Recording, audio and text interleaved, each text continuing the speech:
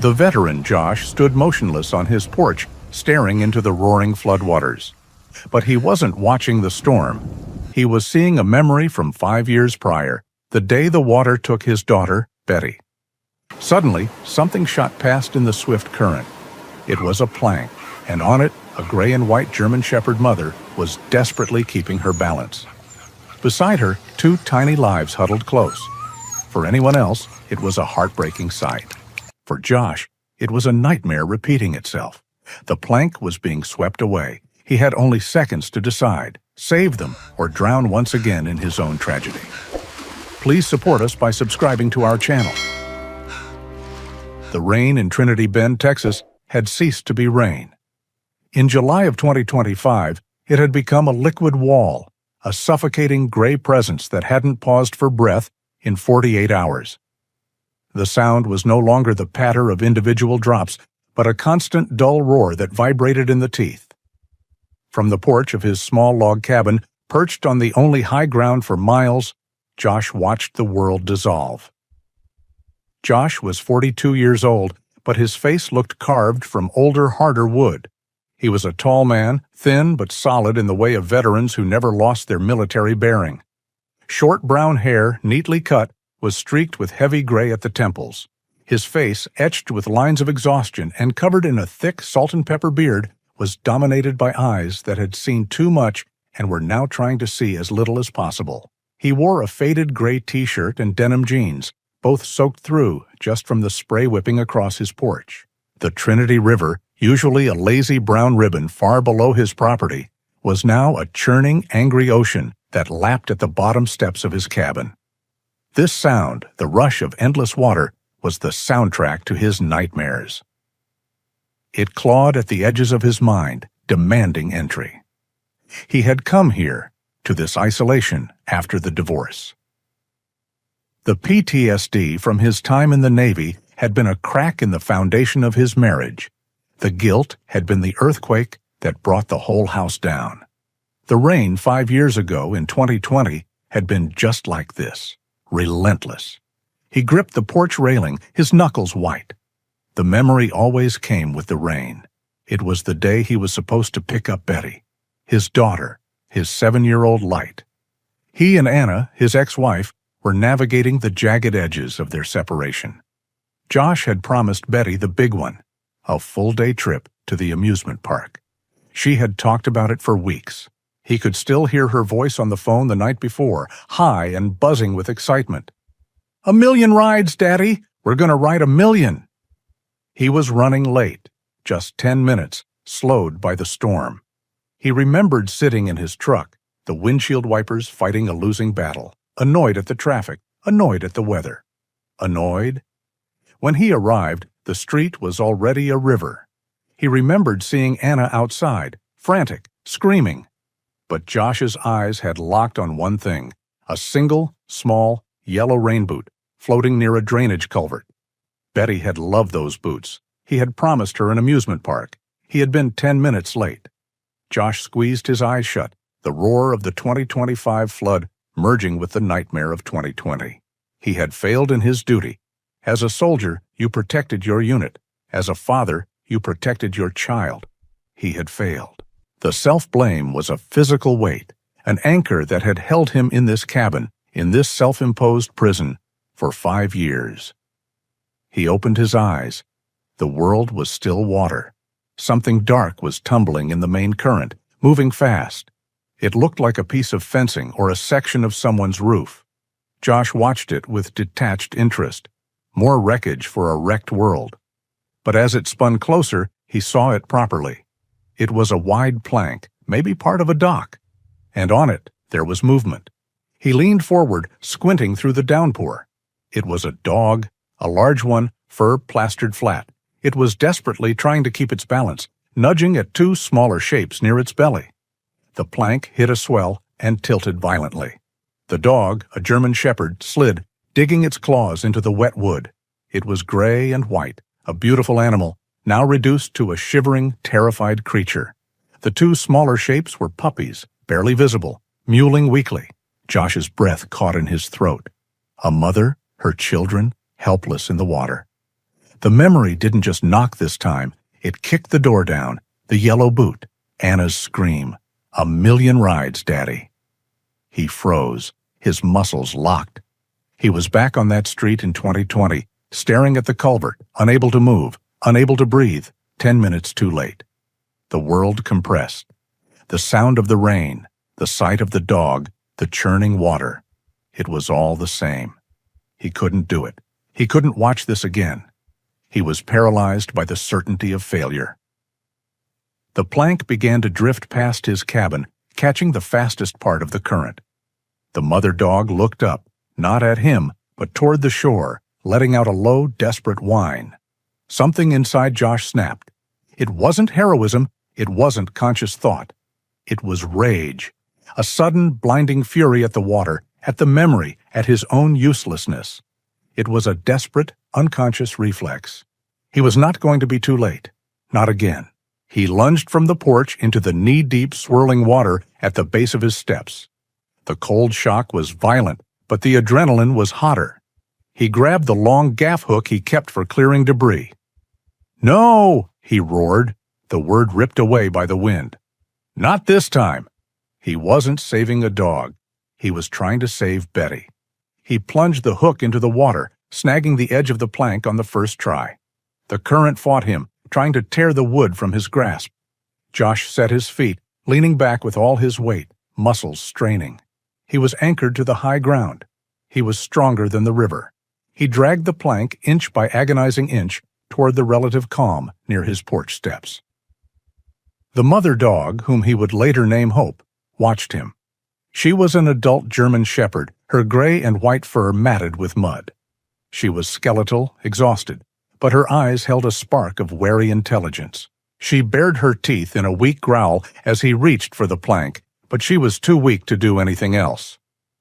"It's okay," Josh grunted, his voice raw. "It's okay. I've got you." He slid the plank until it jammed against the steps. The two puppies, Scout and Ember, were tiny, no more than a few weeks old. They were shivering so hard they looked like they were vibrating. Josh scooped up the first puppy. It was cold, so cold. He tucked it inside his shirt against his skin and climbed the steps. He set it on the dry floor of his cabin and went back. He took the second puppy, doing the same. The mother dog, Hope, tried to stand as he approached her, but her legs buckled. "Come on, Mama," he said, his voice softening. He looped his arms under her belly, surprised at how light she was. He lifted her, carrying her up the steps and into the cabin. He kicked the door shut, and the roar of the storm was instantly muffled, replaced by the sound of dripping water and the dog's heavy panting. Hope collapsed onto the floor, immediately nudging her two pups, licking them frantically, trying to warm them.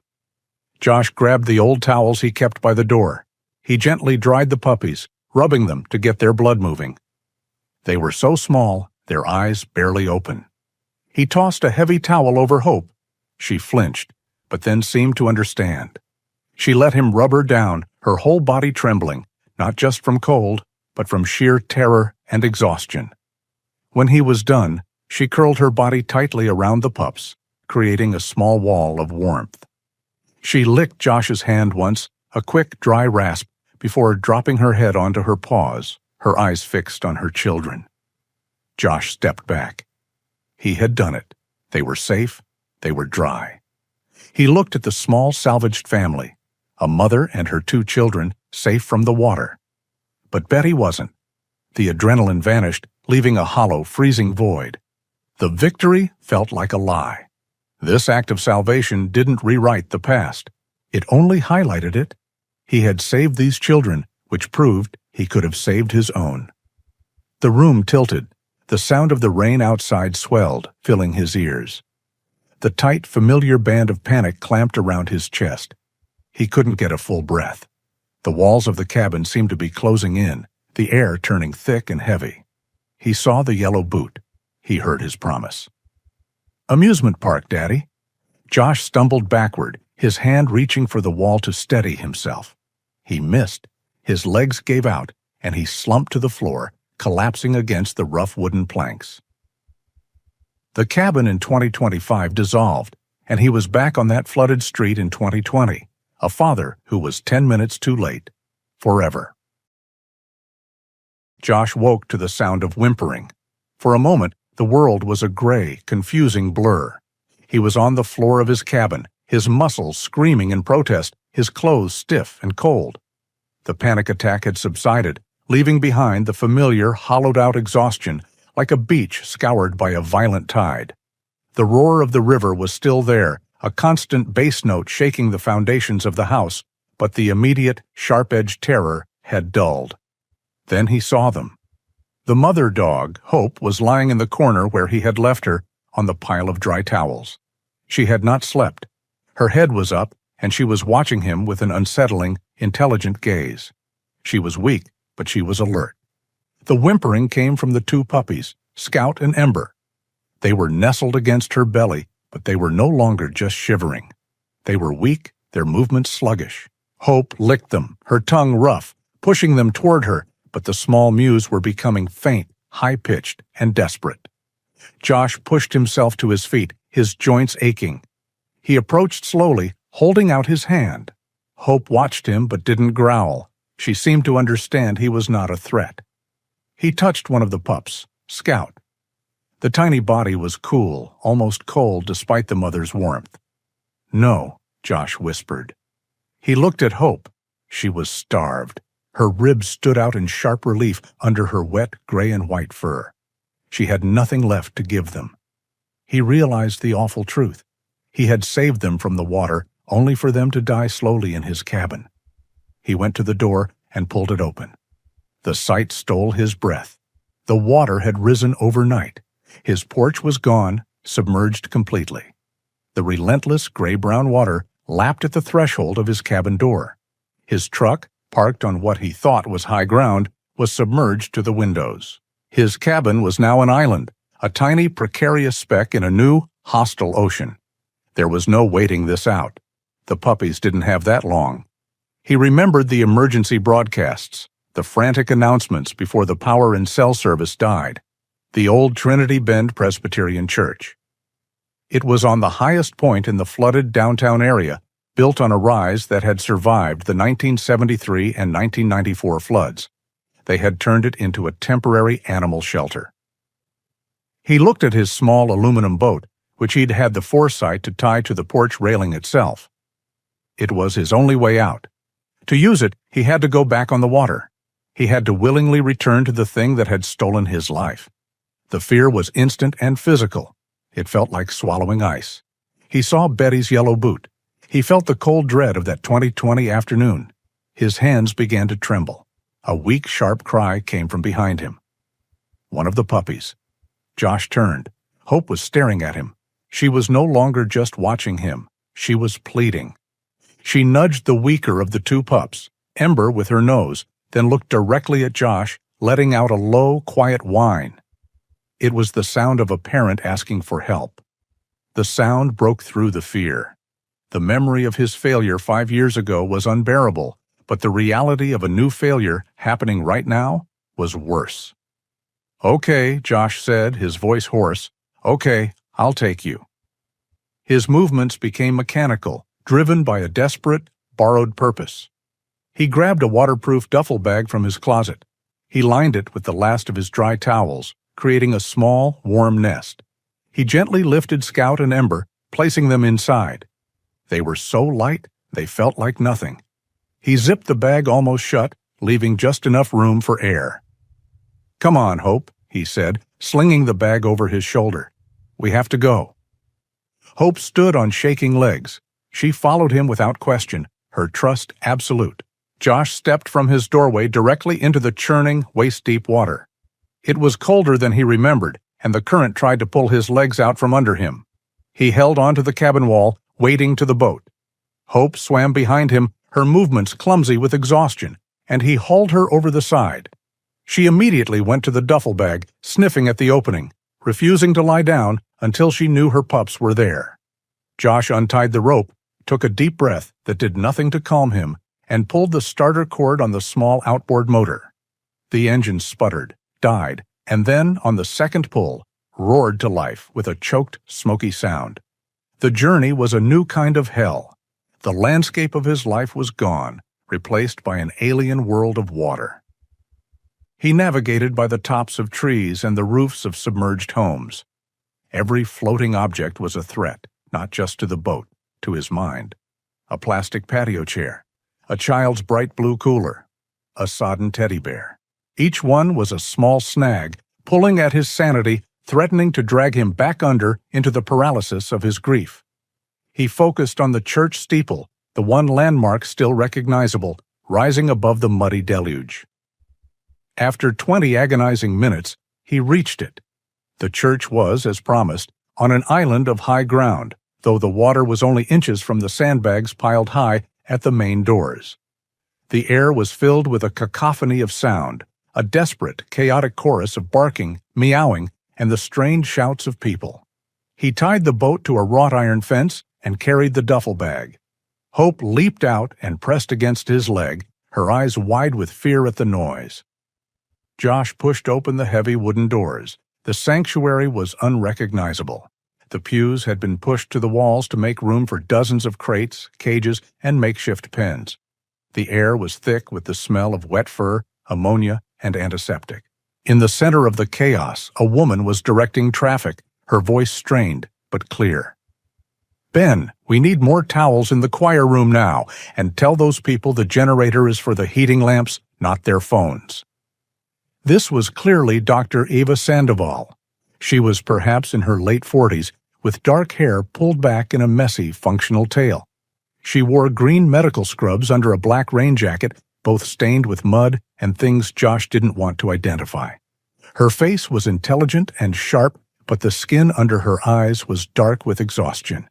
She looked like a field commander on the third day of a losing battle. A young man, Ben presumably, a volunteer in a bright yellow slicker, rushed past, his arms full of empty cat carriers. Josh approached the doctor. "Dr. Sandoval?" Eva turned, her eyes scanning him, the bag, and the large German shepherd at his feet. The thin line of her composure, already stretched to its limit, finally snapped. "Again!" she burst out, her voice cracking. "Sir, I can't. I have no room." She threw her hands up, a gesture of pure, unfiltered despair. "We have no more formula. We have no more clean blankets. We have no room." Josh flinched, a defensive anger rising in him. But as he looked at her, the anger died.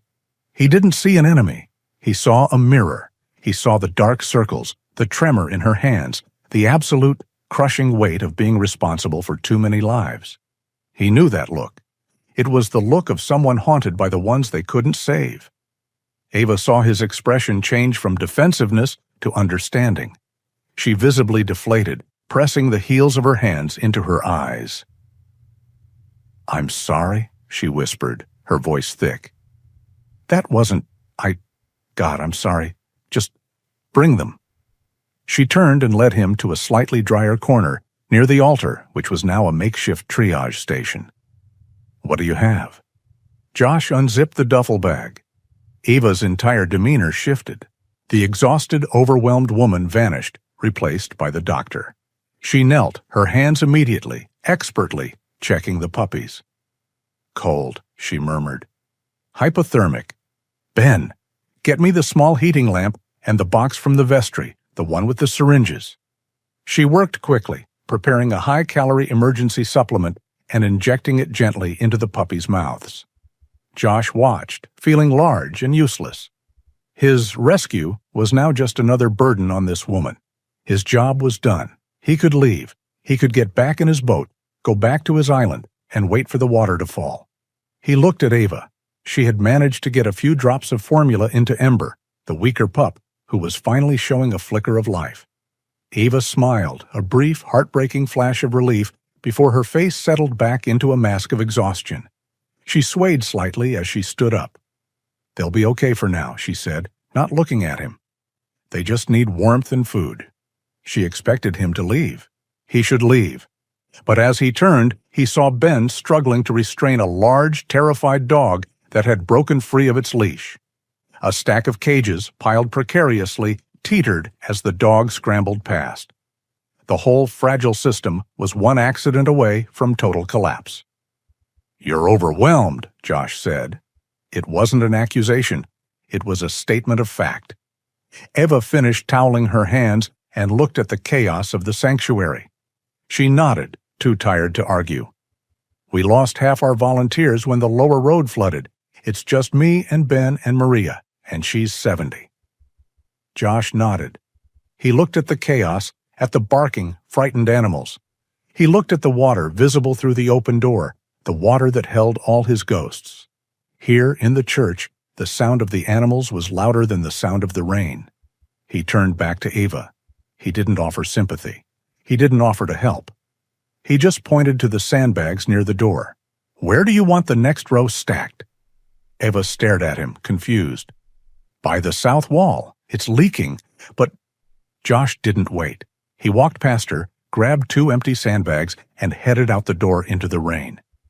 He wasn't staying for her. He wasn't staying for the animals. He was staying because this place, this organized disaster, was shelter.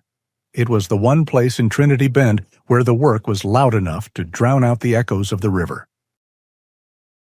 The work was a blessing. It was mindless, brutal, and necessary. For hours, Josh filled sandbags in the pouring rain, his back and shoulders burning, and ferried them inside. He, Ben, and a soaked-to-the-bone Eva formed a desperate line, reinforcing the south wall of the church where the old mortar was weeping muddy water. The physical exhaustion was a shield. It kept the memories at bay, pushing them just below the surface.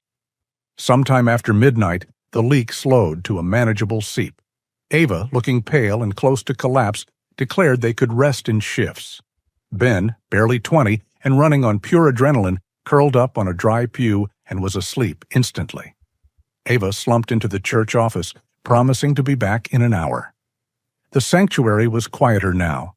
The sounds of panic had settled into the low murmurs of exhaustion. A few dogs whined in their sleep. Cats shifted silently in their carriers. The constant, overwhelming roar of the river outside was muffled by the thick stone walls, reduced to a distant, vibrational threat. Josh didn't feel tired. He felt hollowed.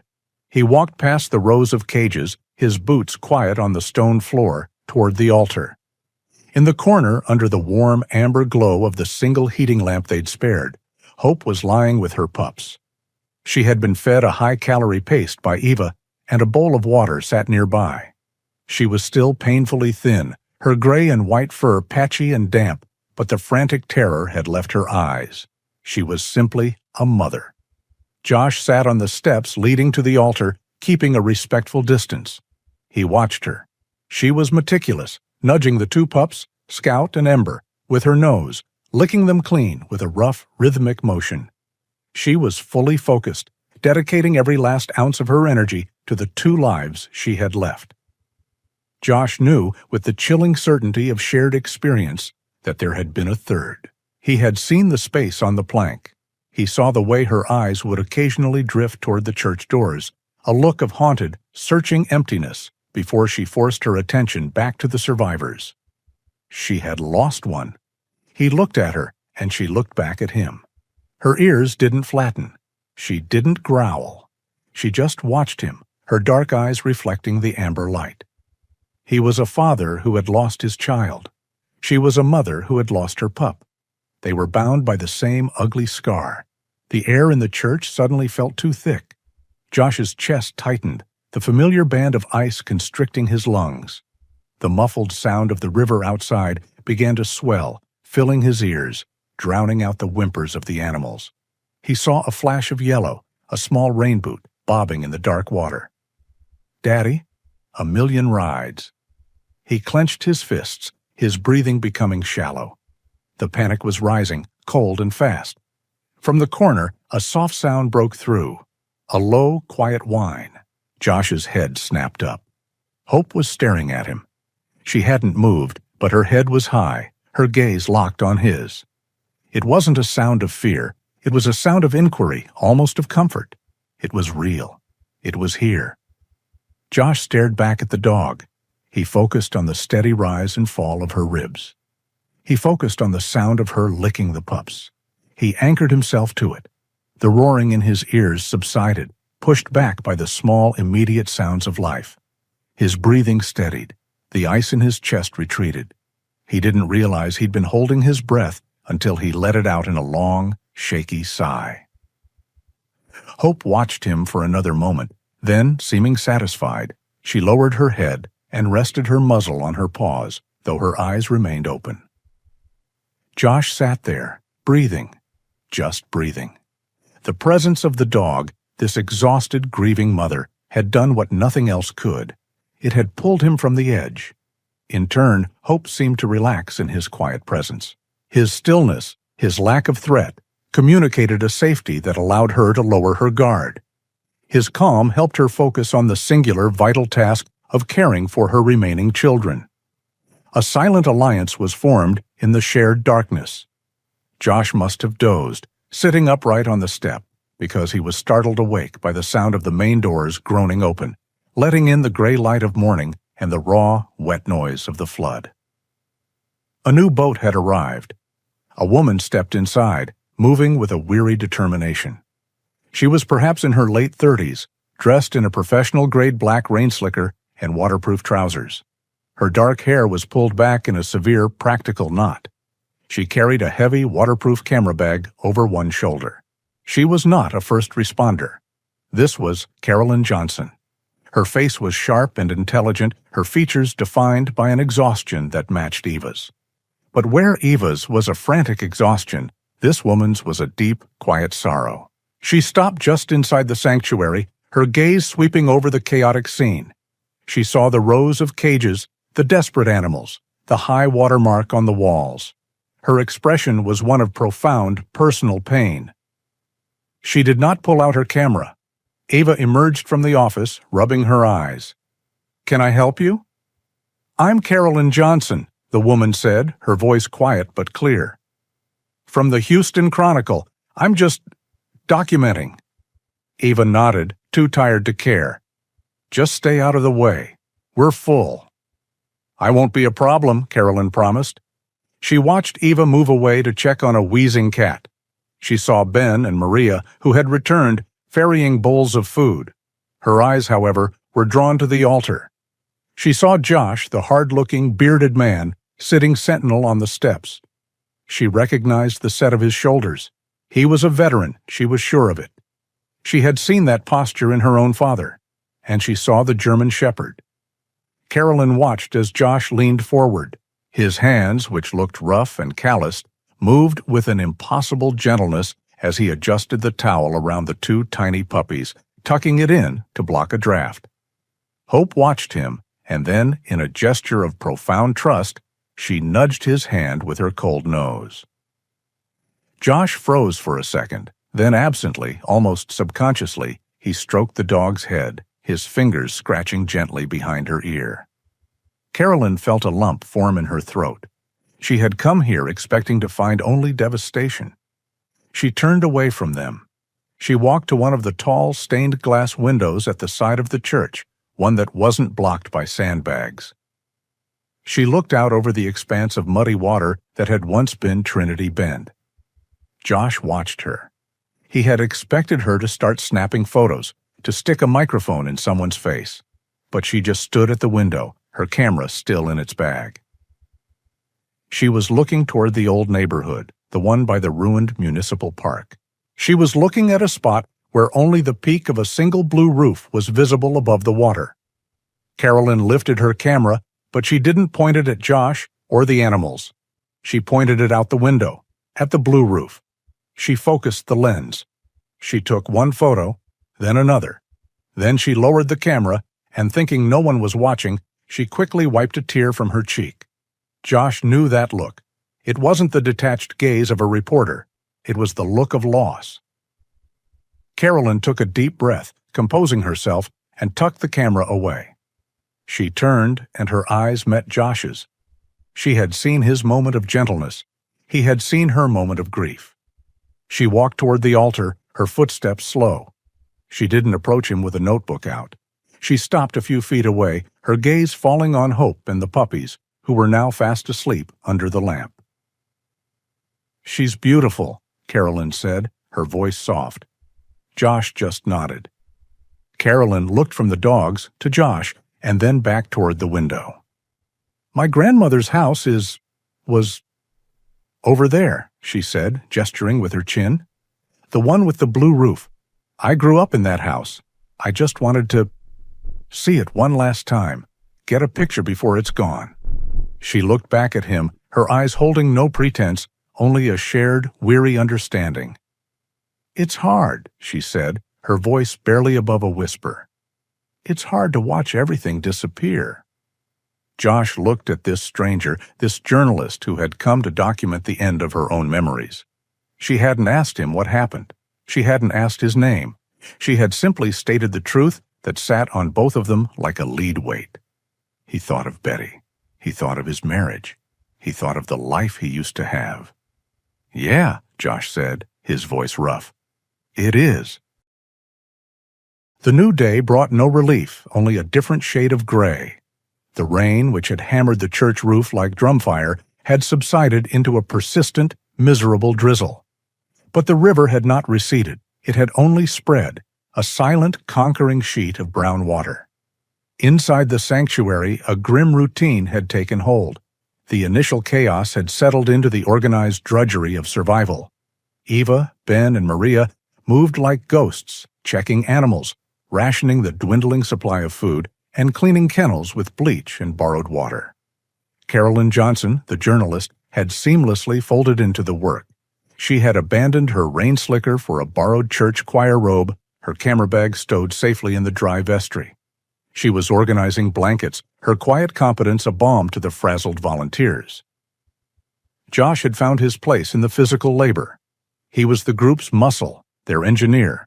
He had secured the leaking south wall, waterproofed the main door seals with roofing tar he'd salvaged from a flooded shed, and was now rationing the generator's fuel, running it for only 1 hour every 3 to keep the vital heating lamps warm. He felt the familiar ache of hard work in his muscles, a feeling he welcomed. It was real. It was tangible. It wasn't the phantom weight of grief. He finished his tasks and walked back to the altar. Hope, he still called her that in his head, was awake. Her pups, Scout and Ember, were sleeping soundly under the lamp. She looked stronger, her eyes clearer. When she saw Josh, her tail gave a single, tentative thump against the floor. "Hey, girl," Josh murmured, kneeling. He let her sniff his hand before he stroked her head. The simple, tactile connection was grounding. It kept the memories of Betty at bay, replacing them with the immediate, vital needs of the present. "She looks 1,000 times better," Eva said, walking up behind him. Her voice was rough with exhaustion, but the frantic edge was gone. She held a small, black electronic device in her hand. "She's a fighter," Josh agreed. "She is," Eva said. "And she's no stray. Her coat, her temperament, she's been well cared for. Josh, can you hold her steady for me? I want to check for a chip." A cold, unwelcome feeling prickled Josh's skin. A chip meant an owner. An owner meant this temporary truce, this sense of purpose, had an expiration date. He pushed the feeling down. This wasn't about him. "Sure," he said. He sat on the floor, cross-legged, and motioned for Hope to come closer. She settled between his knees, leaning her weight against his chest, a gesture of complete trust that made his throat tighten. "Good girl," he whispered, scratching the base of her ears as Eva knelt. "Okay, steady now," Eva said. She turned on the handheld scanner and waved it slowly over Hope's shoulder blades. For a moment, there was only the sound of the rain and the distant, unhappy whine of a dog in the nave. Then, a quiet confirmation beep sounded from the device. Ava's tired face broke into a small smile. "Got one. Thank God. At least she has a name. At least we know she belongs to someone." "Can you look it up?" Josh asked, his voice carefully neutral. Ava's smile faded. She gestured to her own laptop, sitting dark and useless on a table. "The generator is only for the lamps and the small refrigerator holding the vaccines. My battery's been dead for a day." "I can help," a voice said. They turned. Carolyn Johnson was standing there, wiping her hands on a towel. I have a satellite uplink. It's slow and the storm interference is bad, but it's our only connection to the outside world." "You're a lifesaver," Eva breathed. Carolyn retrieved her heavy, ruggedized laptop from her camera bag. It was a serious piece of equipment built to withstand war zones. She placed it on the altar, opened it, and connected it to a small, square satellite terminal which she aimed carefully out the tall stained glass window.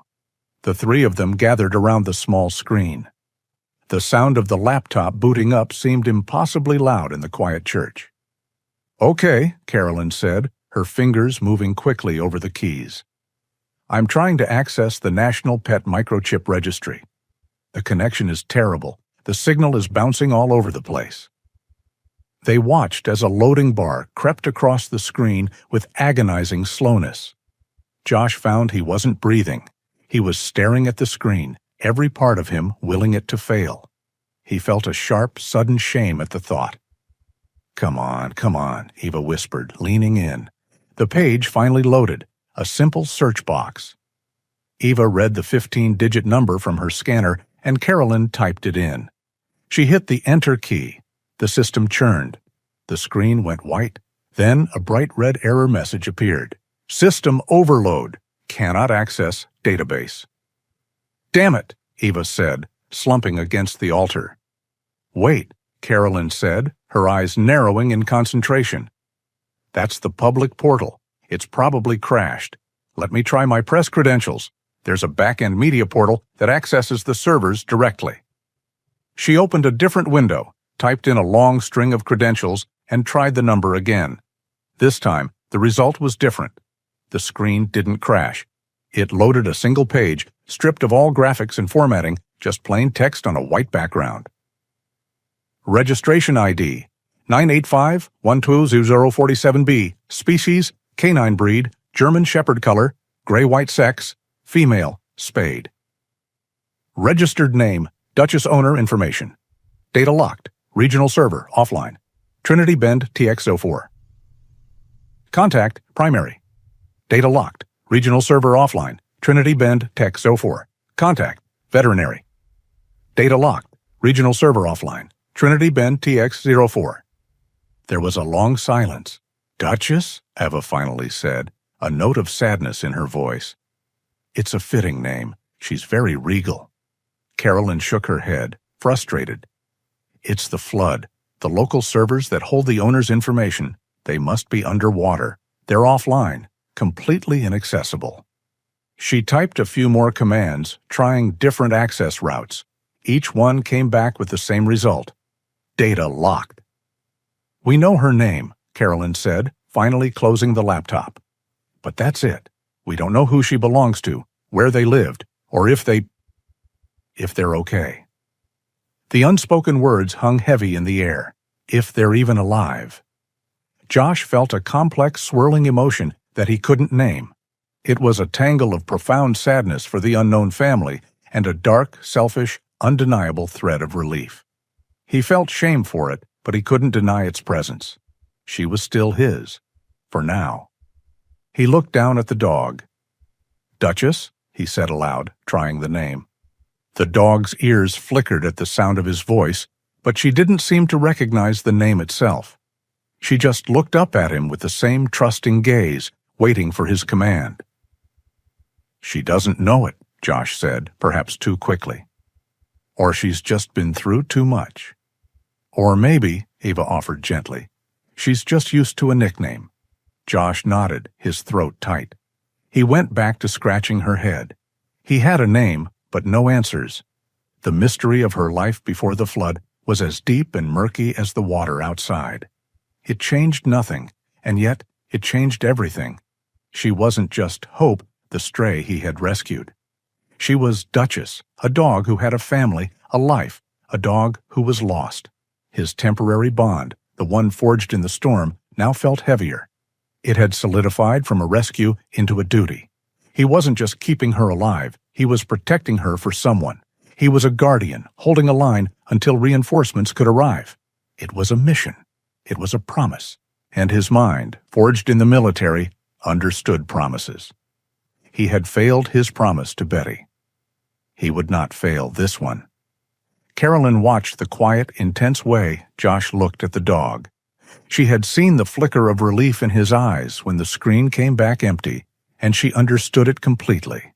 She understood the desperate human need to hold on to a purpose, any purpose, when everything else has been washed away. "You call her Hope, don't you?" she asked softly.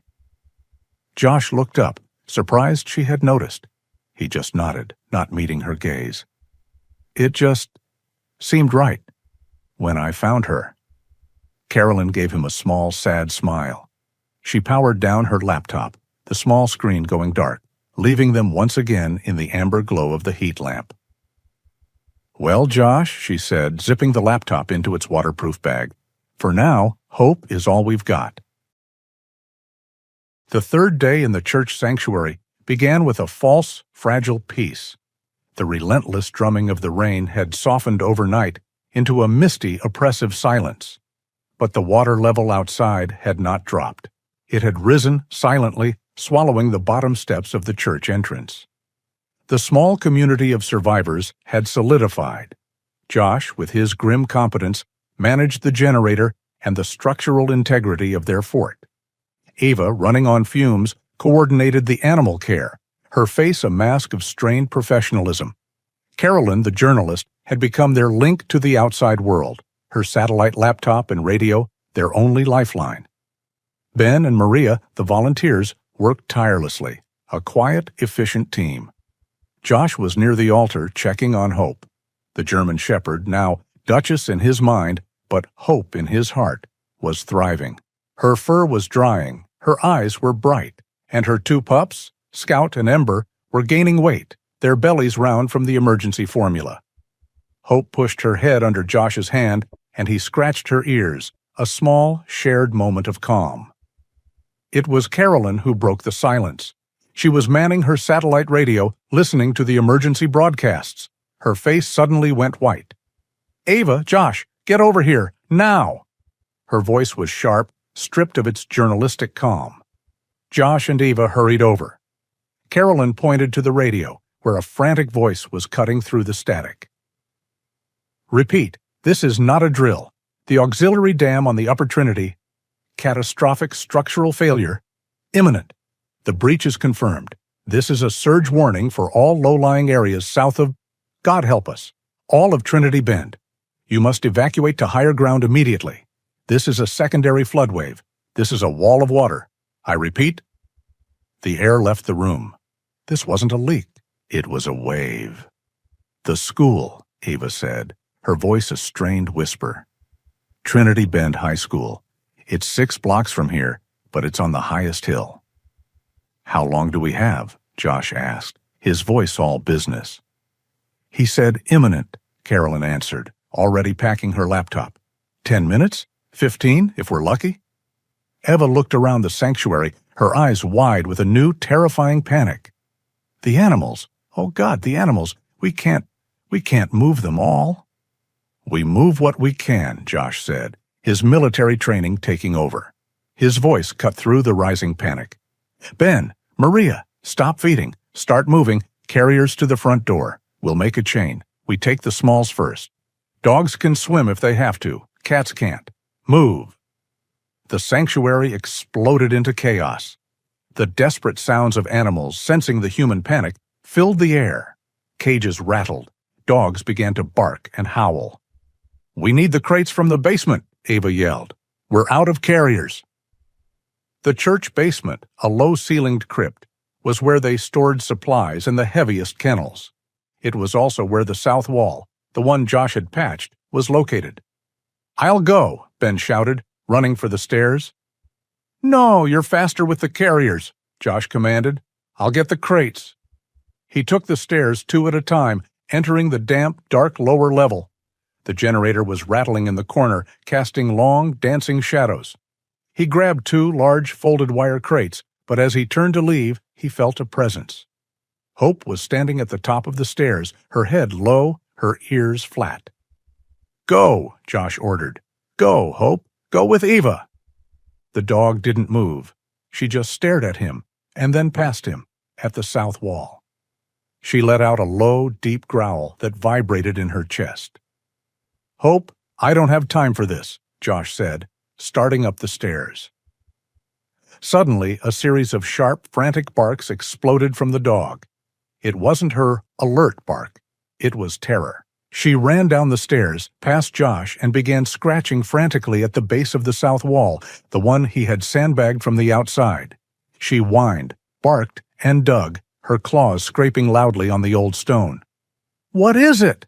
Ava yelled from the top of the stairs, her face pale. Josh dropped the crates and ran to the wall. "Hope, back!" He shoved the dog aside and put his hand on the damp stone.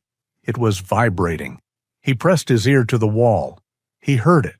It wasn't the sound of a leak, of the dripping water he'd heard before. It was a deep groaning sound, like a giant tree bending in the wind. It was the sound of immense, unbearable pressure. "Ava!" he roared, grabbing Hope by the collar.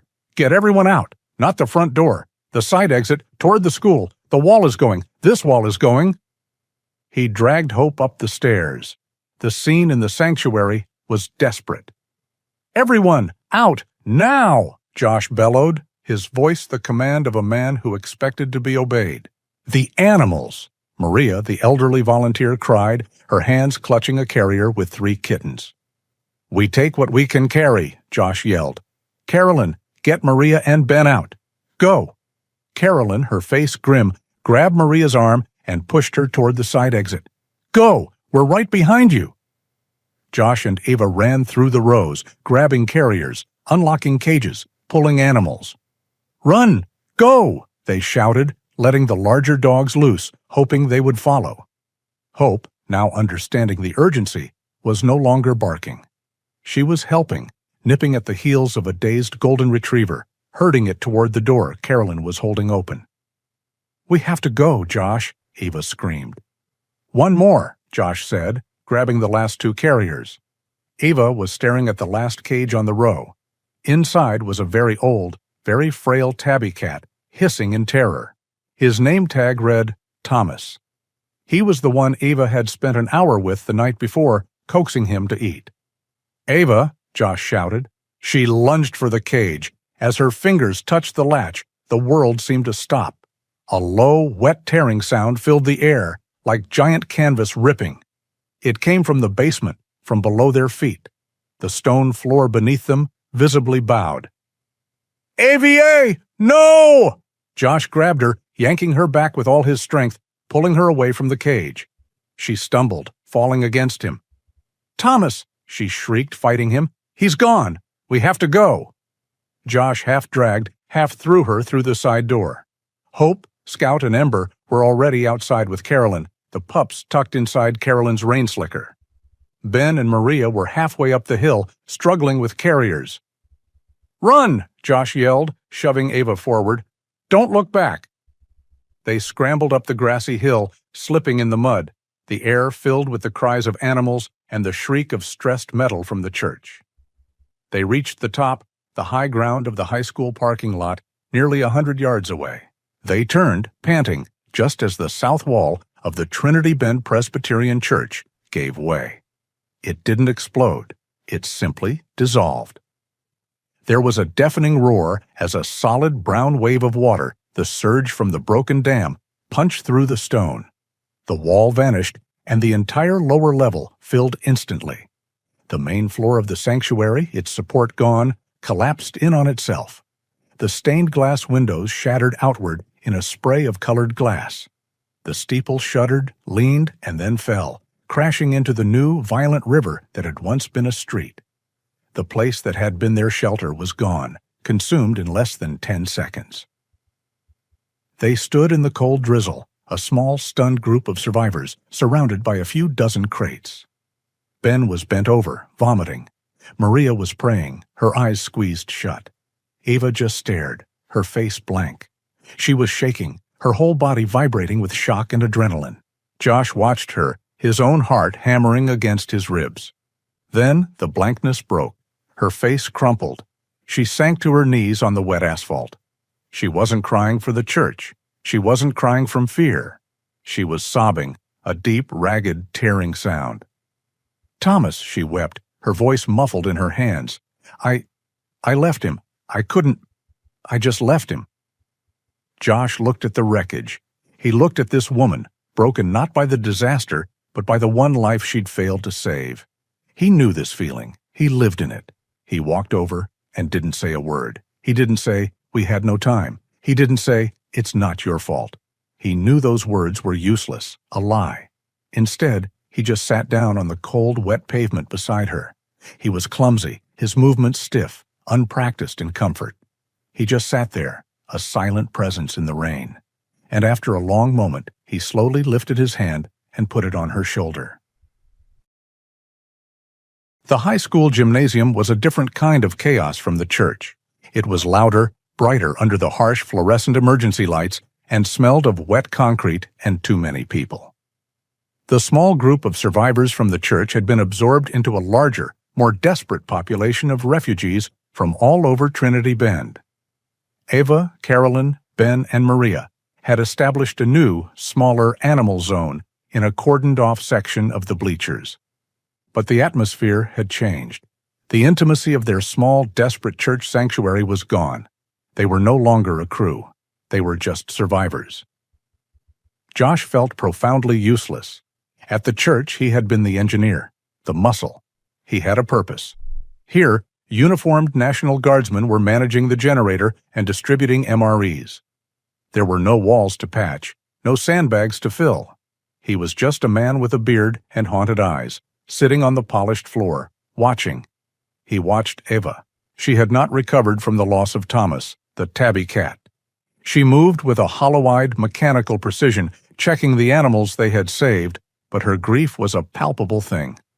Every time she looked at the empty space where another carrier should have been, she flinched. He watched Carolyn, who had her laptop open, typing furiously, documenting everything, her face grim. She was working. Ava was working. Josh was just sitting, the image of Ava, sinking to her knees on the asphalt, weeping for the one she had left behind, was burned into his mind. It resonated with a terrible, familiar frequency. It was his failure, mirrored in her. He stood up. The decision was sudden, but absolute. "I'm going back out," he said. Ava looked up, her hands frozen while cleaning a small terrier. "What? Josh, no. The radio said the surge is still active. The currents are impossible." "I have a boat," he said, his voice flat, leaving no room for argument. "I can handle a boat. There might be others, like Thomas. People the surge trapped, waiting on rooftops." "Josh, it's suicide," she pleaded. "You can't." "I have to," he said. He turned and walked out of the gym, ignoring her call. He went to his boat, which he had tied to the school's flagpole base at the bottom of the hill. The water was higher, faster. The world was a churning soup of debris. He climbed in, pulled the cord, and the small motor sputtered to life. He didn't look back. He went alone. He thought he needed to. This was his fight, his penance. The first 10 minutes were manageable. He was a Navy man, and his body remembered the feel of a boat, the way to read the water, to anticipate the pull of the current. He navigated the submerged streets, his focus absolute. He turned a corner into a neighborhood that had been hit hard. The houses were submerged to their eaves. The silence was absolute, broken only by the rattling hum of his motor. Then he saw it. It was bobbing in the brown water, snagged on the iron scrollwork of a flooded porch gate. A single, yellow, rubber boot. It was small, a child's size. It was bright, cheerful, and identical to the ones Betty had been wearing when she was swept away. The world stopped. The sound of the motor, the hiss of the rain, the entire world went silent. All he could hear was Betty's voice, high and clear, from that last phone call. "I'm coming to pick you up for the amusement park, sweetheart." "A million rides, Daddy." He had been 10 minutes late. The boot floated there, an accusation, a monument to his failure. He hadn't saved her. He had failed Eva with Thomas. And now he was out here, a fraud, pretending to be a rescuer when he couldn't even save his own daughter. The air in his lungs turned to ice. He couldn't get a breath. The water, the boat, the entire gray, wet world was a coffin, and he was sinking. His hands, locked on the tiller, began to shake violently. He was a failure. He was a liar. He was a promise breaker. With a choked, ragged gasp, he yanked the tiller, turning the boat in a reckless, wide arc that nearly swamped it. He jammed the throttle forward, racing back the way he came, his wake crashing against the roofs of the drowned houses. He didn't care about the debris. He didn't care about the current. He just had to get off the water. He reached the high school, tying the boat with fumbling, useless hands. He scrambled up the hill, past the stunned look of a guardsman, ignoring Ben, who called out, "Josh, did you find anyone?" He didn't go back to the gym. He couldn't face them. He couldn't face Eva's hope or Carolyn's documenting gaze. He was a failure. He found a janitor's closet in a quiet hallway, its door slightly ajar. He slipped inside, pulled the door shut, and sank to the floor, plunging the small room into darkness. He wrapped his arms around his knees, his body shaking, and let the crushing weight of his guilt swallow him whole. He didn't know how long he sat there. An hour? Maybe 2? The only sound was the frantic pounding of his own heart. Then a new sound. A quiet scratch at the outside of the door. He ignored it. Probably a rat, or just someone in the hall. The scratching stopped. It was replaced by a soft, insistent whine.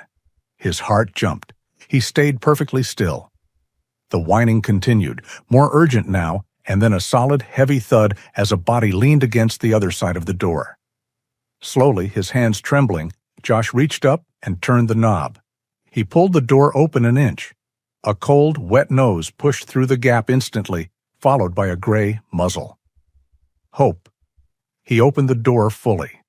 The big German shepherd, Duchess, was sitting in the hallway, panting softly. She must have tracked his scent from the gym, through the hallways, to this small, dark room. She looked at him. She didn't bark. She didn't jump. She simply looked at him with her deep, intelligent eyes that held no judgment.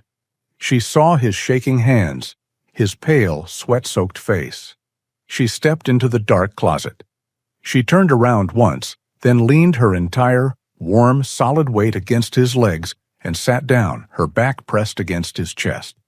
She nudged his hand with her muzzle, a cold, wet touch that was shockingly real. Josh let out a breath he felt he'd been holding for 5 years. He dropped his hand to her head. Her fur was thick and damp. He buried his face in the fur of her neck, and his hands gripped her, holding on to her as if she were the only anchor in the world. She was not a memory. She was not a failure. She was just here. She didn't accuse him. She didn't know about his broken promises. She just leaned into his grip. She, who had also lost a child to this water, had found him in the dark. He wasn't alone. He sat there with her on the floor of that dark closet for a long, long time. The shaking subsided. The ice in his lungs melted. The next morning, Josh walked into the gymnasium. He felt scoured but steady. Hope was walking at his heel, her tail high. She did not leave his side. Eva and Carolyn looked up, their faces etched with worry. "Josh," Eva started, "I was so worried. Are you?" "I'm fine," he said. His voice was quiet, but the hollow, haunted tone was gone. "I'm going back out." Eva's face fell. "Josh, please, not again. Not alone." "I'm not," he said. He walked past them, out the door, and down the hill to his boat. He checked the fuel, checked the engine. Hope sat patiently on the grass, watching him. He finished his preparations and untied the rope. He looked down at the dog. "You're with me," he said. He patted the bottom of the aluminum boat. "Up." Hope didn't hesitate. She leaped cleanly into the bow. He started the engine. This time, he didn't feel the fear. He felt the weight of the dog at the front of the boat, a ballast. They went out. The water was just as dangerous, the debris just as thick. But Josh was not alone. Hope stood at the bow, her body braced against the movement, her nose testing the air. She was not a passenger. She was a partner. They passed the street with the yellow boot. Josh saw it. He flinched, but the panic didn't come. He just gripped the tiller, looked at Hope, and kept going. An hour later, as they were passing a row of submerged tract homes, Hope suddenly went stiff. Her head snapped to the left, her ears forward.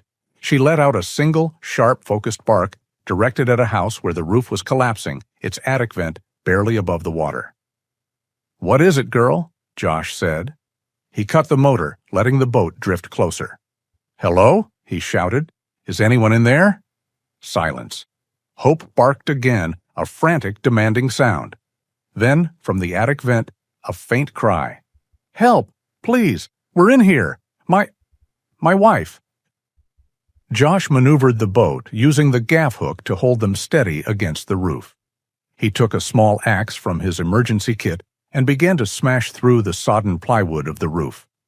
Inside, he found a young couple and a toddler, huddled on the rafters, the water only inches below them.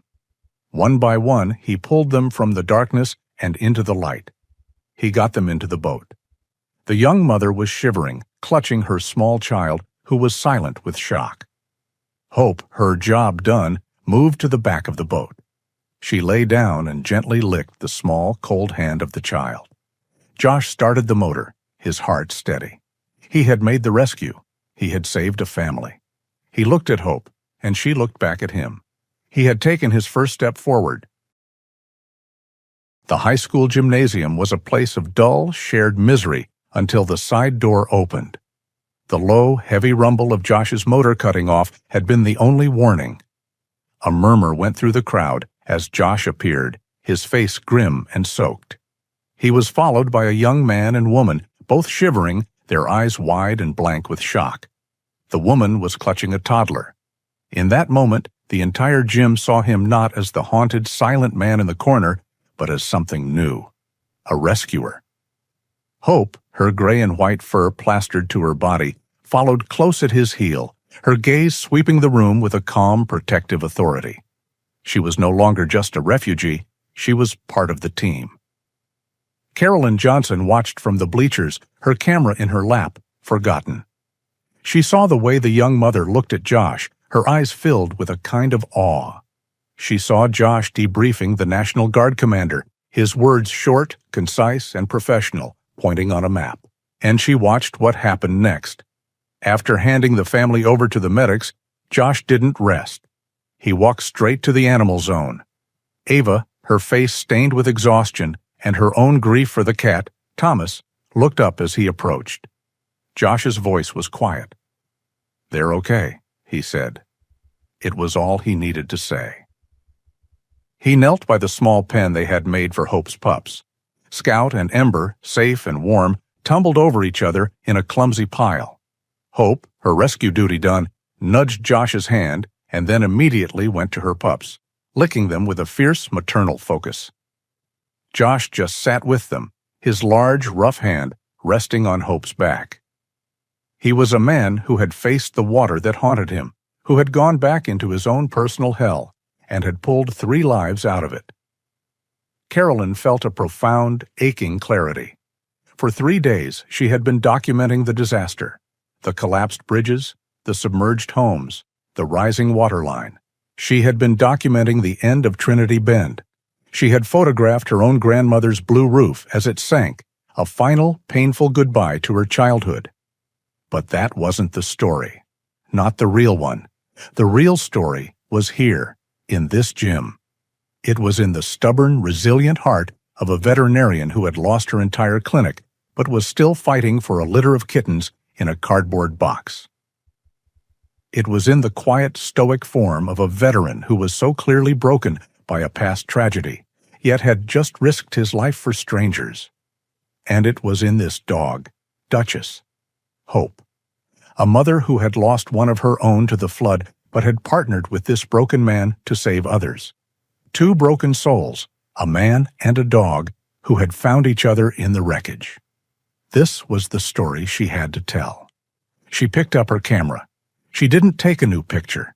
She didn't want to disturb the scene. She already had the photo she needed, the one she had taken in the quiet gloom of the church just before the surge. The one of Josh sitting on the altar steps, his head bowed, his hand resting gently on Hope's head. It was a portrait of shared, silent grief and unshakable strength.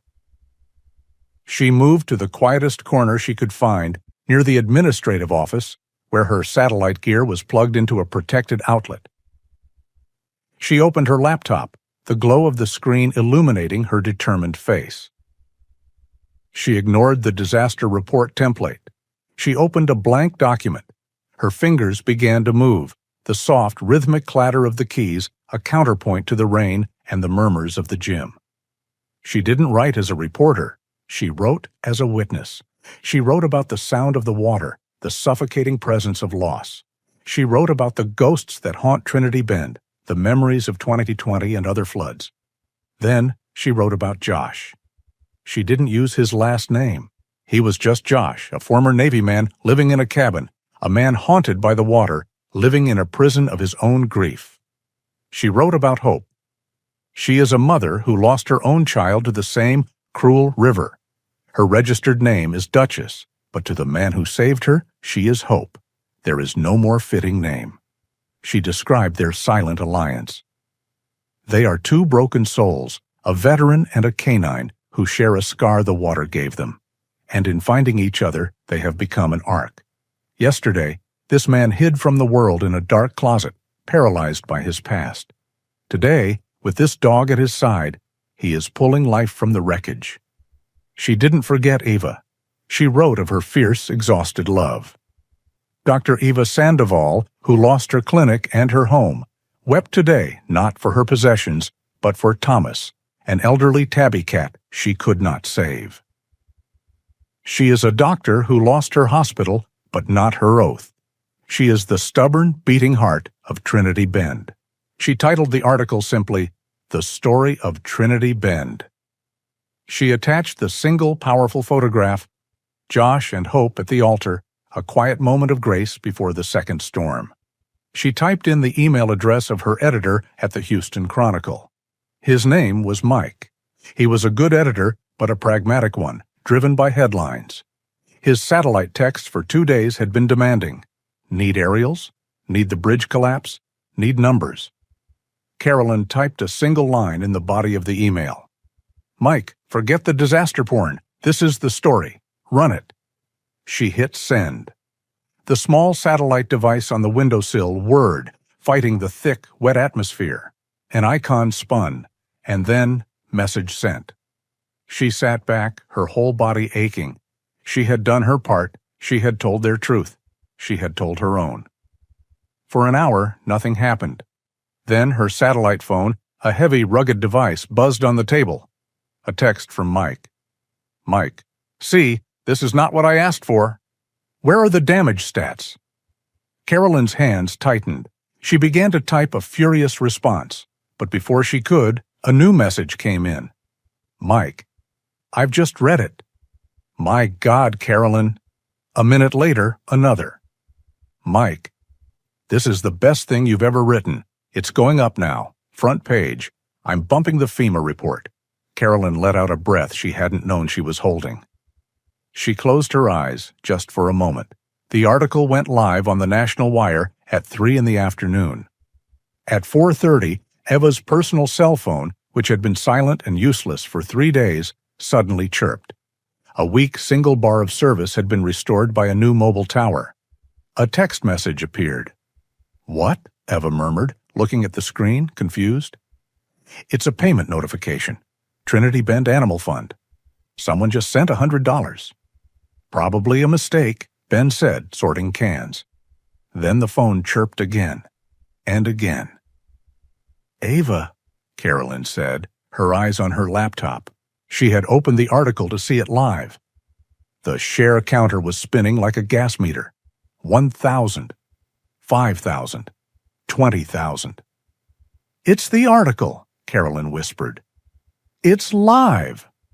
Eva's phone chirped and then began to buzz, a cascade of notifications, one after another, faster and faster, as people across the country read Carolyn's words. Another one, Eva said, her voice breaking. From Oregon, $500. Oh my God. Another, from New York. Josh, who had been asleep on a cot, his first real rest in days, woke to the sound. He saw Eva on her knees, her phone in her hand, tears streaming down her face.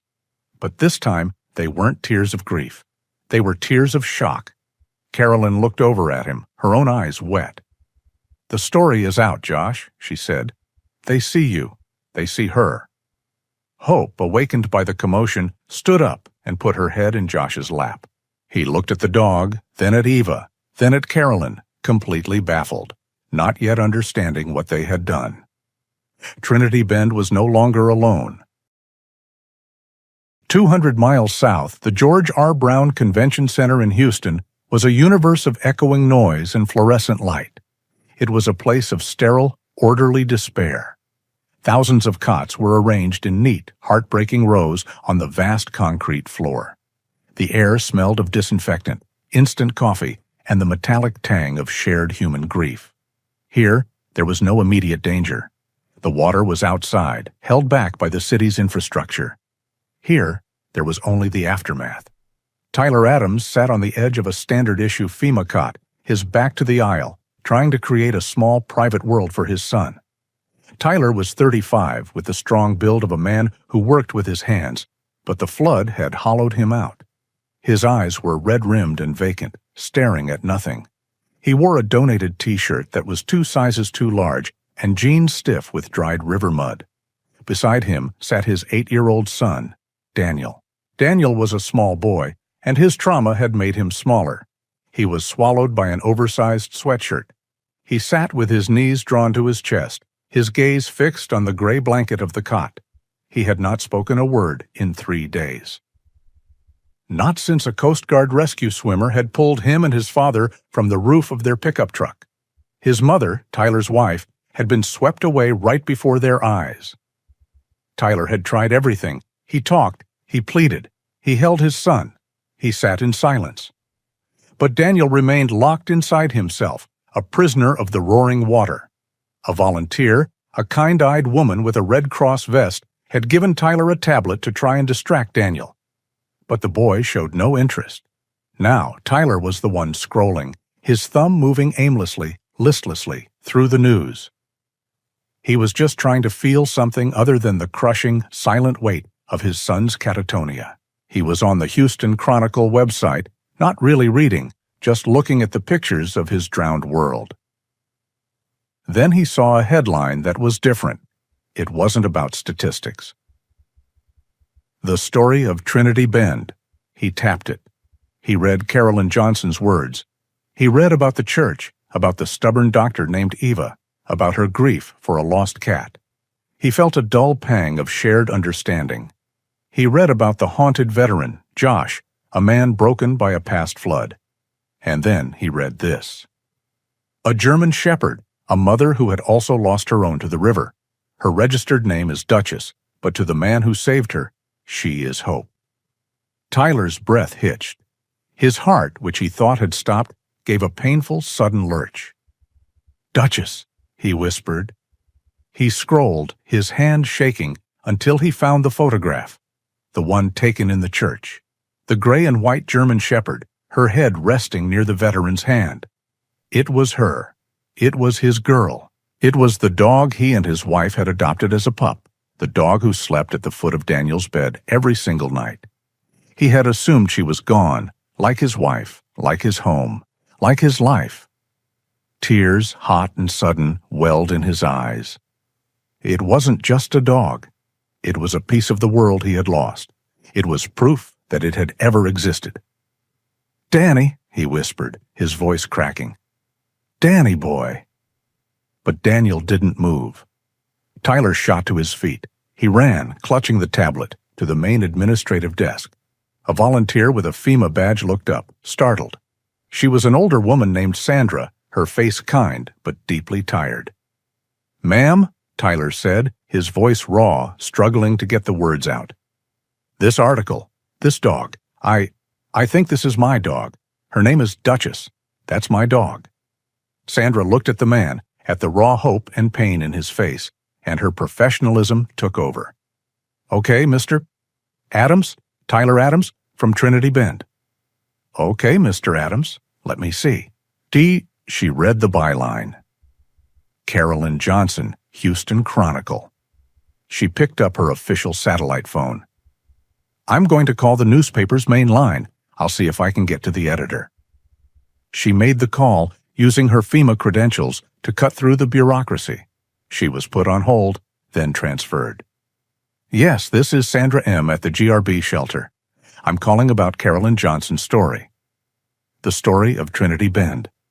"Yes, it's wonderful. I have a man here, a survivor. He says the dog, Duchess, is his." There was a pause. "Yes, he has his son with him. He's right here." She looked at Tyler. "Her editor's name is Mike. He says she's still in Trinity Bend at the high school. He's going to connect me to her satellite phone." The call patched through, the line crackling with static. "Ms. Johnson, this is Sandra at the GRB in Houston. I have a man here named Tyler Adams. He says you have his dog." Back in the Trinity Bend gym, Carolyn, Josh, and Eva were sitting near the animal zone, staring at the phone in Carolyn's hand as it sat on the laptop. "He wants to do a video call," Carolyn relayed, her voice quiet. "He says he needs to see her. He has his son with him." Josh felt that cold, familiar prickle of dread. The expiration date. It was here. He looked down at Hope, who was resting her head on his knee. He nodded, his throat tight. "Do it." Carolyn opened her laptop, her fingers clicking. "Sandra, I'm starting the call. Have him look for my name." In Houston, Sandra handed the tablet back to Tyler. "She's calling you now." A moment later, a call request popped up. Carolyn Johnson. Tyler's hand was shaking so badly he could barely tap the accept button. The screen flickered and then resolved. He saw 3 faces, tired and strained, looking back at him from a crowded gymnasium. He saw Carolyn, the journalist. He saw Eva, the doctor. And he saw the bearded man from the photograph, Josh. "Mr. Adams?" Carolyn began, her voice gentle. "I'm Carolyn Johnson. This is Dr. Sandoval. And this is Josh." "Hello," Tyler said, his voice a hoarse whisper. I saw the article, the picture. Is she really okay?" "She's right here," Josh said.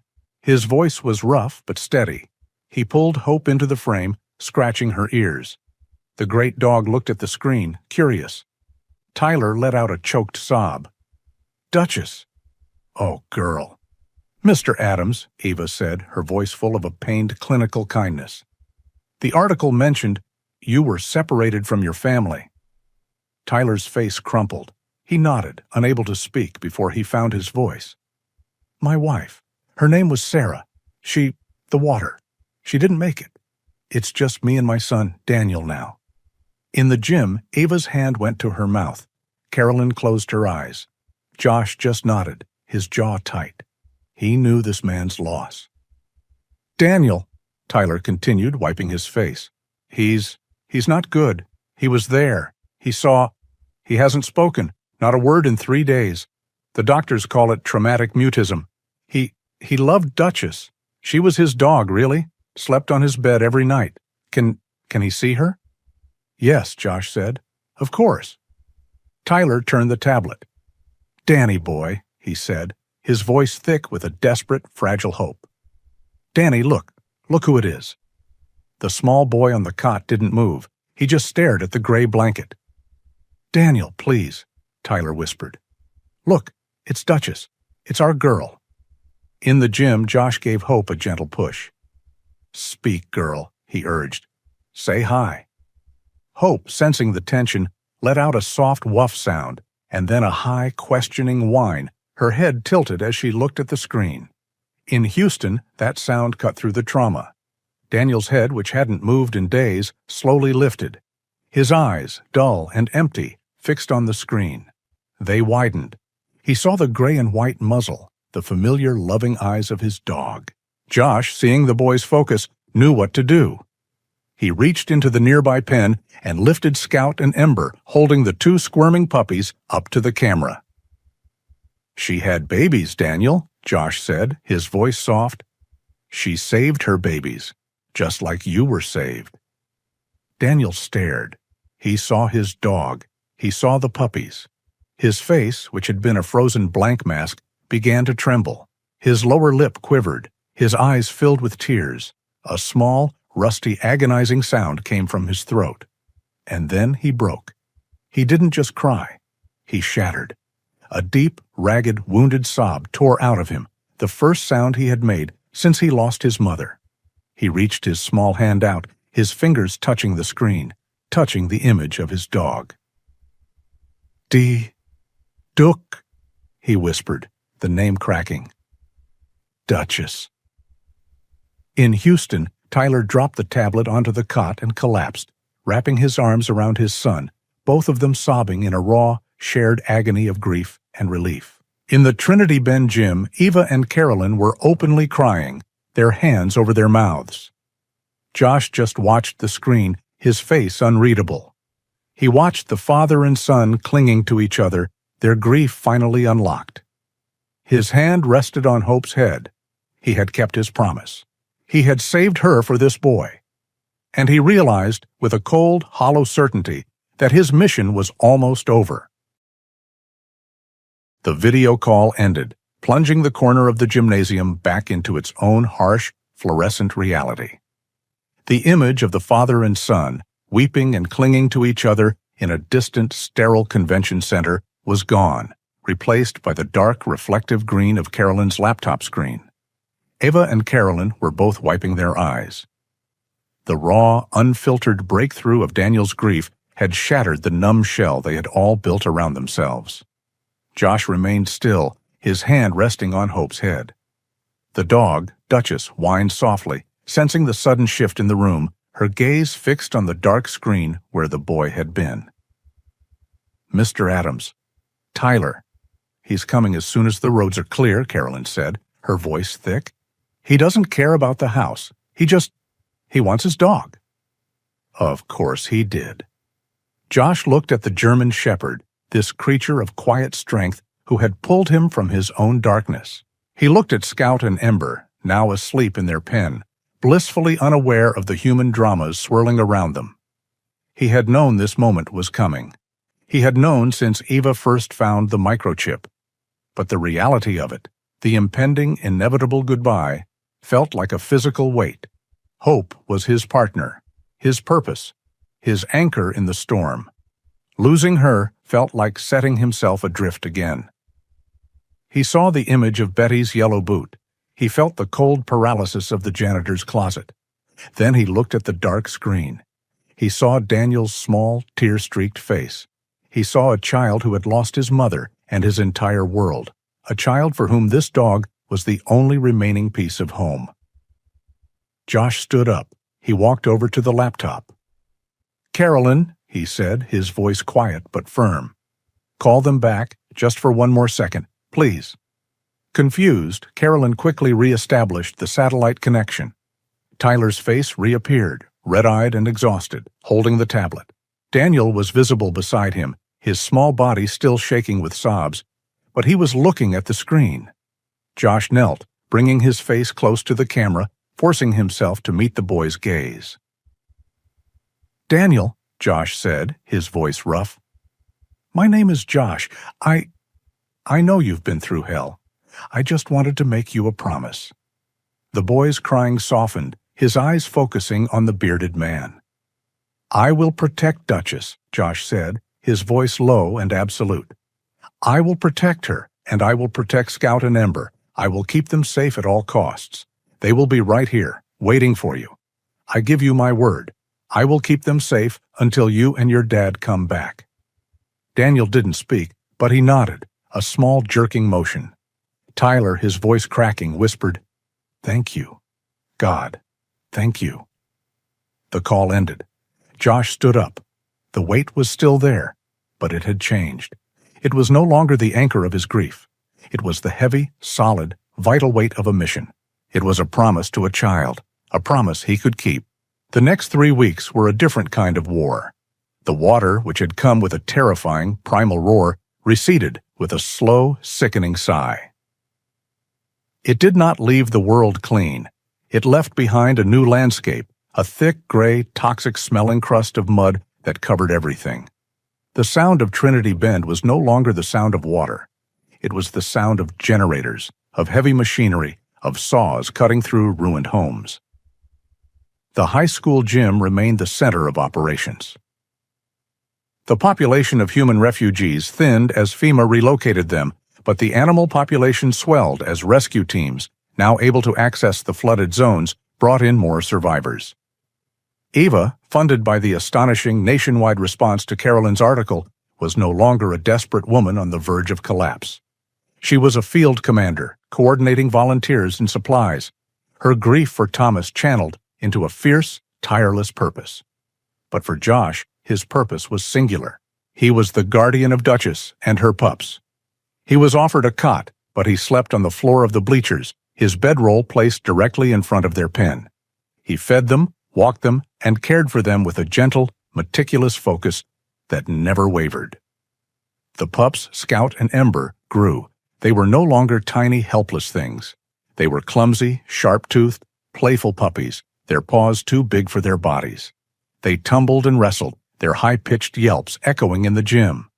Duchess, Hope, was back to her full strength. Her gray and white coat was thick and clean. She was a stunning, powerful animal. But she never left Josh's side. She was his shadow, his partner. In the quiet hours, she would rest her heavy head on his knee, a silent, constant presence that kept the ghosts at bay. He was fulfilling his promise. He was keeping Betty's promise. Then, one Tuesday, when the sun was shining with an almost offensive brightness on the ruined town, Carolyn Johnson found him by the football field. She was wearing clean jeans and a new shirt. "The roads from Houston are officially open," she said, her voice soft. "I'm driving down tomorrow. I'll be back the day after." Josh just nodded. He didn't need to ask. The day had come. He spent the next 36 hours in a quiet, private ritual of goodbye.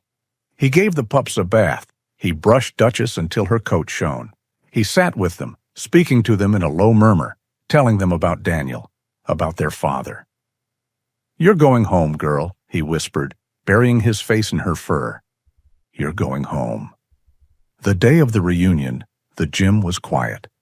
Ava had intentionally cleared the area, giving them space. The main doors opened. Carolyn entered first, then Tyler Adams. He looked older than he had on the screen, the grief carved into his face. He was clean, but he walked like a man carrying an invisible, crushing load. He was holding the hand of his son. Daniel was silent. He wore new clothes, but he was still a ghost, a small, pale figure clinging to his father's hand, his eyes downcast, afraid to look at the world that had betrayed him. Josh stood by the pen, his heart hammering against his ribs. This was it. Mission complete. Hope, Duchess, who was standing beside Josh, suddenly went stiff. Her head went up, her ears twitched. She let out a low, questioning whine. She smelled them. She took a step forward, her tail giving one uncertain thump. Tyler saw her, his breath caught in his throat. "Duchess?" he whispered. At the sound of his voice, the dog's uncertainty vanished. A high, joyful bark erupted from her. Her tail began to wag, a frantic, blurring motion. Daniel's head snapped up, his eyes locked on the gray and white dog. It was real. She was real.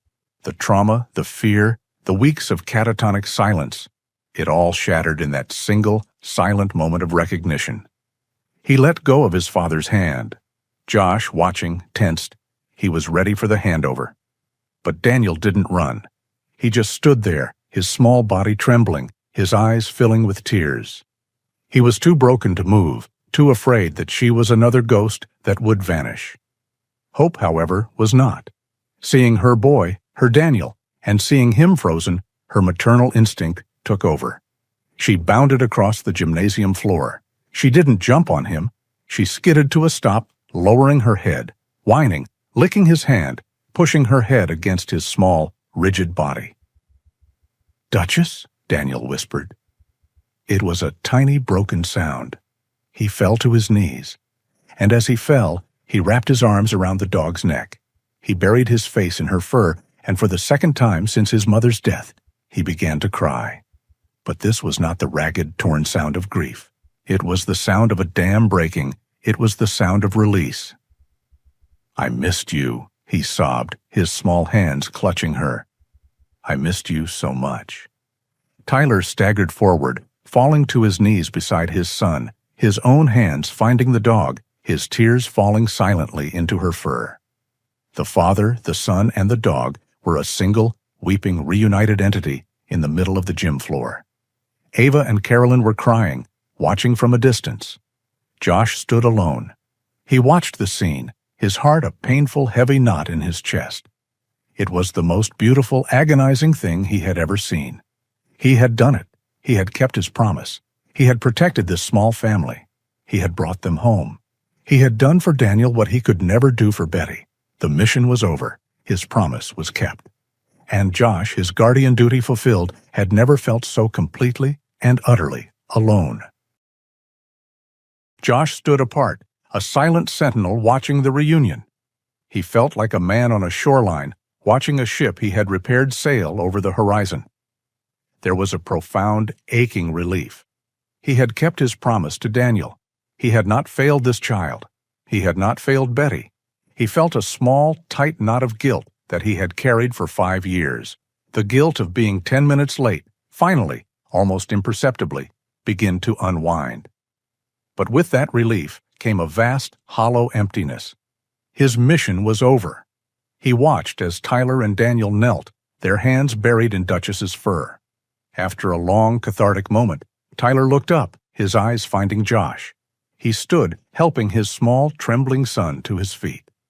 "Josh," Tyler said, his voice thick. He walked over, his hand outstretched. Josh took it, and Tyler pulled him into a hard, one-armed embrace. I don't know what to say. There are no words. You saved my family." I'm glad they're safe," Josh said, his voice wooden. He felt awkward, his body rigid. He stepped back and cleared his throat, forcing himself into the mechanics of the handover. "I have their things. The pups, Scout and Ember. They're eating solid food now. I wrote down the schedule. Ava has them on all their first-round shots." He turned to the pen and opened the gate. The 2 puppies, a whirlwind of gray and white fur and clumsy paws, tumbled out, yipping, and immediately running toward their mother. Daniel, his face stained with tears, let out a small, wet laugh. He knelt, and the puppies swarmed him, licking his face, nipping at his ears. This was it, the final transfer. Josh felt his purpose drain away, leaving him standing there, just a man in a gym, his hands empty. He was now, once again, the lone veteran in the cabin on the hill. He had served his purpose. He could leave. He gave a final, short nod. "Well, I'll let you get reacquainted." He turned to walk away. "Wait." Josh stopped. Tyler was looking at him, his expression one of desperate, raw sincerity. "Where are you going?" Tyler asked. Josh was confused. "Back to my cabin. My boat's—" "No," Tyler said, taking a step forward. "Josh, wait." He ran a hand through his hair, struggling to find the words. You just hand them over and you walk away? That's it?" "She's your dog, Mr. Adams. Daniel's dog. My part's done." "My wife is gone," Tyler said, the words blunt and brutal, cutting through the sterile air of the gym. "My house, the one they grew up in, it's just mud and splinters. I have nothing. I have a hotel voucher from FEMA, a traumatized 8-year-old son who just spoke for the first time in 3 weeks, and 3 dogs." He gestured around the gym. "This is it. I'm starting from absolute, crushing zero. I'm overwhelmed." Josh looked at the man. He saw the same bone-deep exhaustion he had seen in Eva, the same paralyzing grief he knew in himself. "I am so grateful," Tyler continued, his voice cracking. "But I'm terrified. I have to rebuild a whole life, and I have to do it alone. And I have to make sure he pointed at Daniel, who was now sitting on the floor, a puppy in his lap, "is okay. I need help." Josh stared at him, not understanding. "I can't just take her from you," Tyler said. "Not really? Look at her." Duchess, Hope, who had been sitting with her boy, had stood up. She had walked over to Josh and was now leaning her solid, warm weight against his leg, looking up at him. She was with her family, but she was still checking on her partner. "She loves you," Tyler whispered. "She's my dog, but she's your friend. Daniel, he's going to need so much. And, Josh, I can't do this alone. I don't know how." He took a deep breath. "I'm staying in Trinity Bend. I'm rebuilding here. It's the last place where Sarah was. I have to. I'm asking you. Don't walk away. Don't be a stranger. Be their, I don't know. Be their godfather. Be my friend. Help me. Help me with them. Help me help Daniel." It was a raw, desperate, practical plea. It wasn't about sentiment. It was about survival. Josh was stunned. He was the broken one, the ghost, the man who lived on the hill, the one people avoided. He was not the person anyone asked for help. He looked at Daniel, who was watching him, his small, tear-filled eyes wide and hopeful. He looked at Duchess, who was leaning against him.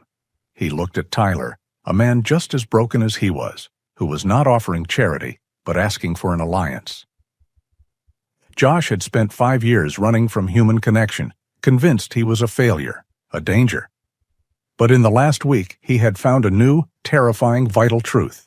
He was a failure when he was alone. But he was not alone.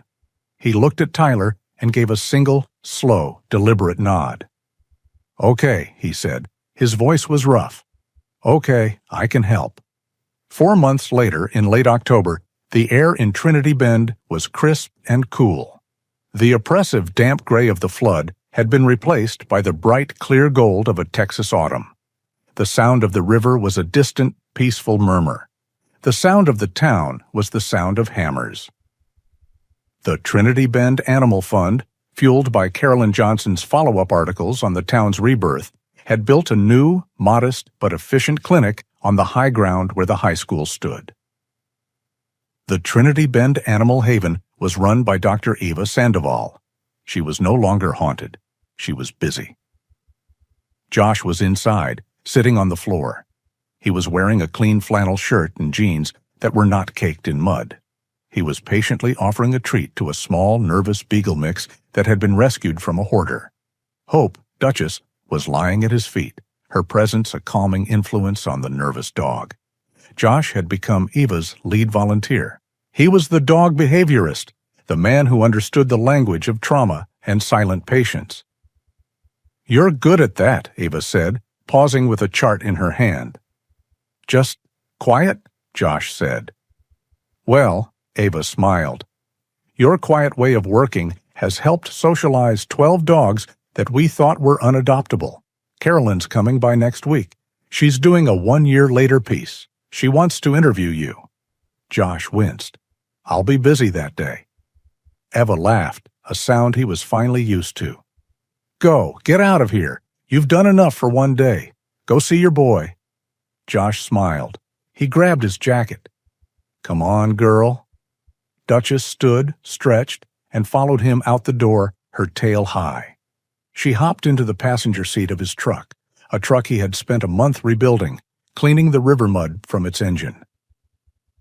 He drove through the streets of Trinity Bend. They were no longer obstacle courses. They were roads again, lined with debris piles and construction trucks. He didn't drive to his cabin on the hill. He still owned it, but he rarely slept there. It was no longer a prison, but it was no longer home. He drove to a new, small development of prefabricated homes, set up with FEMA funding. He pulled up to a small blue house. Before he could even turn the engine off, the front door burst open. "Josh, you're here! You're late!" Daniel Adams exploded from the house, all lanky 9-year-old energy. He was no longer the silent, ghost-like child from the shelter. He was loud, he was smiling, and he was healthy. He ran to the truck. "We were waiting. Dad's making barbecue. Scout stole a hot dog." 2 adolescent, long-legged German shepherds, Scout and Ember, bounded out after him, yipping and tumbling over each other. They circled the truck, barking in greeting. Duchess leaped from the passenger seat, giving her pups a disciplinary sniff before trotting over to Daniel, who wrapped his arms around her neck. Tyler Adams came out onto the small porch, wiping his hands on a towel. He was smiling. The deep, carved lines of grief were still there, but they were no longer the only thing on his face. "You're late," he called, mirroring his son. He held up a beer. "Got one for you," Josh smiled. "Got held up at the clinic." He walked up the steps, took the beer, and sat in the porch chair. Duchess, her duty done, lay down across his feet. Scout and Ember were play-fighting on the small patch of new grass while Daniel refereed, his voice high and happy. Josh sat there with Tyler, his friend. He watched Daniel, his godson. He listened to the sounds of the neighborhood. He was no longer the man on the hill. He was part of a community. He was part of a family. He looked past the new houses toward the setting sun. He could just see the Trinity River in the distance, a peaceful silver ribbon, back where it belonged. He thought of Betty, and for the first time, the memory wasn't a stab of guilt. It was just a quiet, soft sadness. He had kept his promise. He had found his way back. He was home. True hope is not the absence of pain, but the small, brave choice to find a new purpose, even when our hearts are broken. Josh and Hope's journey reminds us that the deepest healing often begins when we choose to save another soul. If these tales of loyalty and second chances resonate with you, we invite you to support our channel by subscribing and sharing this story. We would be honored to read your own reflections in the comments below, and we hope you'll join us for our next story, which is appearing on your screen now.